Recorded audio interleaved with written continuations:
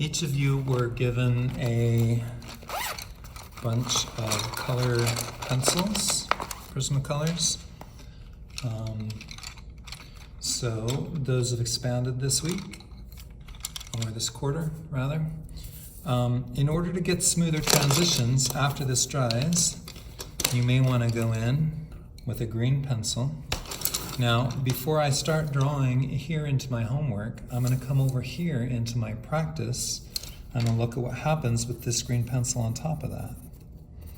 See how it changes it. If I draw lightly, I'm going to get that. If I draw really heavily, I'm going to get something that's actually quite close to that. So this is a great pencil probably to blend from this to this. Now, some of us think that there's no going back on a marker, but we actually can. Watch this. If I take this yellow and go over top of this, I can change the color of that. I can make it more sage green. I can make it more green, right? So see how I can sort of transition from dark to light with my pencils as well. So in this second half of your assignment, I don't want you to go with pencils back over this, but I want you in this part to take your pencils and experiment going back and forth a little bit here. See how I just soften that transition? Press a little bit hard and then go quite light. This blue here is probably going to look good on that. Yeah, so that's my second tone right in here. Start really lightly with these and practice over here first, okay?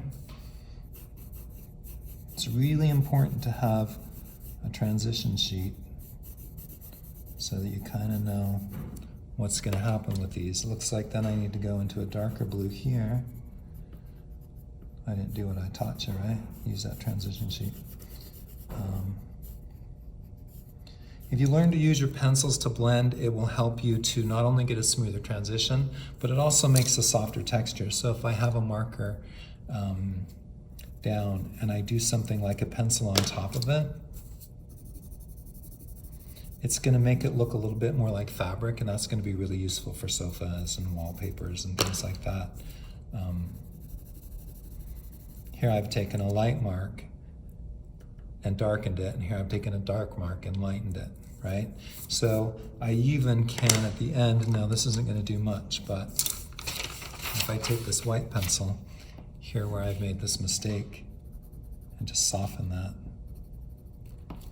then I use that sometimes in a drawing to make it so that the edge of my